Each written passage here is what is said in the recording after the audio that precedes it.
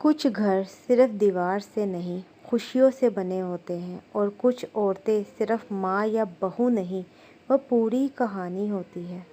مہر نامی ایک لڑکی جو اپنی ساس سے بہت تنگ آئی ہوتی ہے۔ روز صبح ایک نئی لڑائی ہوتی ہے، لیکن ہار ہر بار صرف مہر کی ہی ہوتی ہے۔ ایان، مہر کا بیٹا، اسکول میں ڈرائنگ بنا رہا ہے۔ ایک گھر جس میں ایک عورت اکیلی کھڑی ہے۔ ماں کی خاموشی بچے کے رنگوں میں اداسی بن جاتی ہے۔ نمرا مہر کو ایک سلائی کا اسکیچ بناتے ہوئے دیکھتی ہے اور پھر اسے بولتی ہے، بھابھی تم اسکیچ نہیں بنا رہی، تم اپنا وجود جو رہی ہو، کیونکہ اس کو سب پتہ ہے کہ اس پہ کیا کیا گزر رہی ہے۔ اس ساس نے اس کا اتنا جینا حرام کیا ہوا ہے کہ وہ عورت کچھ بھی سوچ نہیں پا رہی، چپ رہتی ہے، نہ کسی سے بات کرتی ہے، گھر کے کاموں میں ہی لگی رہتی ہے۔ ساس بہو کی یہ نوک جھوک کافی عرصہ چلتی رہتی ہے۔ مہر تنگ آ کر اپنی زندگی کو آگے بڑھانے کا سوچتی ہے۔ وہ کچھ کرنا چاہتی ہے جس سے وہ کامیاب ایک عورت بن سکے اور سب اس کی عزت کریں۔ مہر کو ذلیل کرنے کی سب سے بڑی وجہ یہ ہے کہ وہ ایک غریب گھر کی لڑکی ہے۔ وہ اپنے ساتھ کچھ لائی نہیں، اور ساس اس کو ایسے ٹریٹ کرتی ہے جیسے وہ اس کی دشمن ہو۔ ہمارے معاشرے میں ایسی لڑکی کا سروائیو کرنا بہت مشکل ہے جو غریب سے امیر گھر میں بیائی جاتی ہے، اور جو امیر گھر کی لڑکی ہے وہ غریب گھر میں بیائی جائے تو اس کا بھی سروائیو کرنا بہت ہی مشکل ہو جاتا ہے۔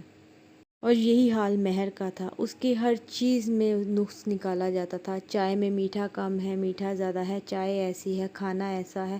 اس لڑکی نے اپنے منہ سے ایک ورڈ نہ نکالا۔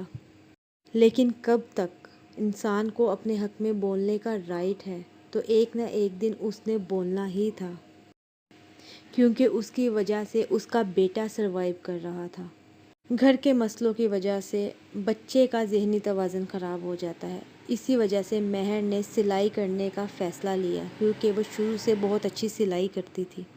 جب اس کے اس فیصلے کا اس کی ساس کو پتہ چلا تو اس کی ساس نے گھر میں بہت زیادہ تماشا لگا دیا۔ اتنے زیادہ مسئلے میں بھی مہر کے پاس کسٹمرز تھے، اس نے کپڑے سینا شروع کر دیے اور وہ اپنا کام کرتی رہی۔ ساس نے بہت اس کو برا بھلا اور اس کے کام میں دخل اندازی کرنے کی کوشش کی اور اس کو بہت روکنے کی کوشش کی، لیکن مہر نے نہیں سنی۔ وہی گھر گھر کی کہانی۔ ساس نے پھر اپنے بیٹے کے کان بھرے۔ بیٹے نے مہر سے بات کی، لیکن مہر نے کہا، نہیں، میں نے یہ کرنا ہے اپنے لیے، اپنے بیٹے کے لیے۔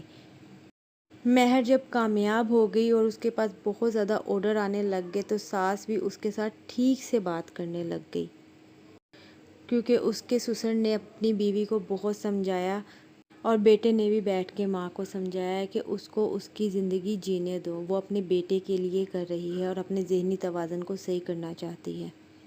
مہر نے صاف اپنے ہسبینڈ کو بولا تھا، میں جو حالات دیکھ کے آئی ہوں، میں نہیں چاہتی میرا بیٹا بھی وہی کچھ فیس کرے اور کوئی کہے کہ اس کی ماں کے پاس پیسے نہیں ہیں یا اس کی ماں بہت غریب تھی۔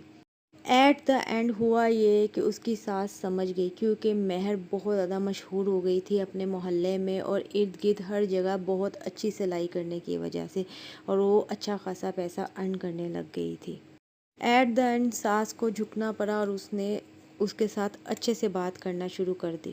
مہر نے فیملی میں بیٹھ کے بولا، میں وہ دیوار تھی جو کبھی بولی نہیں، لیکن جب بولی تو صرف میں نہیں بدلی، پورا گھر بدل گیا۔